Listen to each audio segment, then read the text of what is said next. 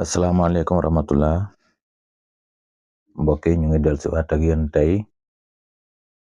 ci seen ëttu Ramli numéro 3 ñuy dellusiwaat nag tey ci bis boo xam ne ni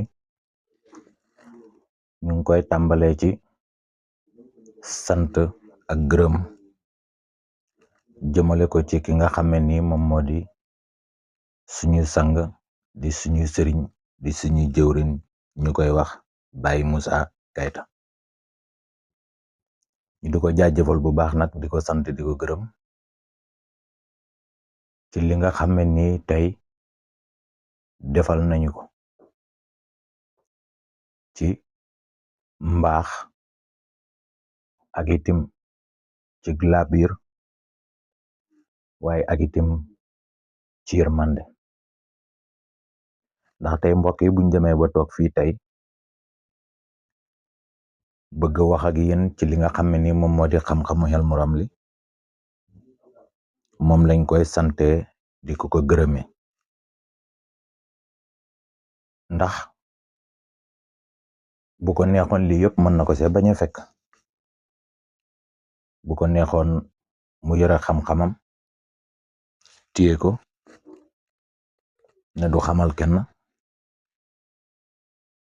du jàngal kenn yore xam-xamam di jëfee li mu war a jëf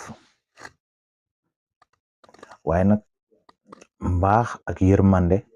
ak laabiir gu mu am moo tax tey ku mel ni man wala ku mel ni ñeneen tey ñiy toog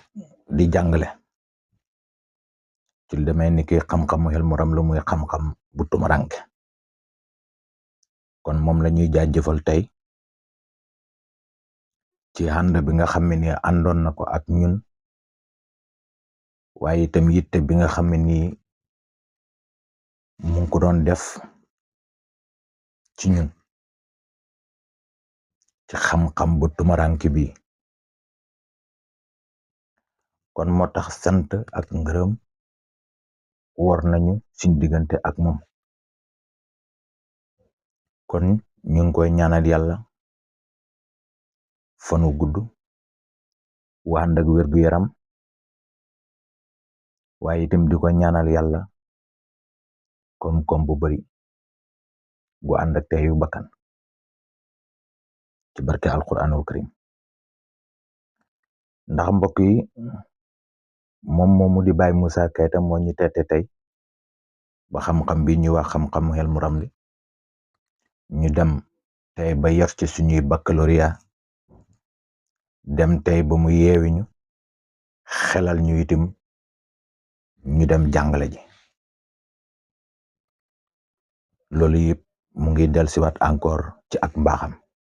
ndax bu ko nekkoon loolu yëpp bu ko neexoon du ko ci fekk waaye mbaax moo tax li mu yor mu partagé ko jàmm ñi waaye gannaaw ba mu ko partagé ak jàmm ñi itim mu xelal jàmm ñi ñu mën ko partagé ak yeneen moroomi jaam seen yeneen moroomi jaam loolu yëpp nag mbaaxam la loolu yëpp itim yéene nit ñi jàmm la tey jii nii lii may jël di wane BFM la bu Babacar Cissé yor nañ ci diplôme yor ci certificat yor ci baccalauréat moo ñuy xelal itim yoon bii tey ñu soobu ci pour xettali itim mbindeefi ci liñ jot a xam ci Hilmu Ramli kon ñu ngi wax Baye Moussa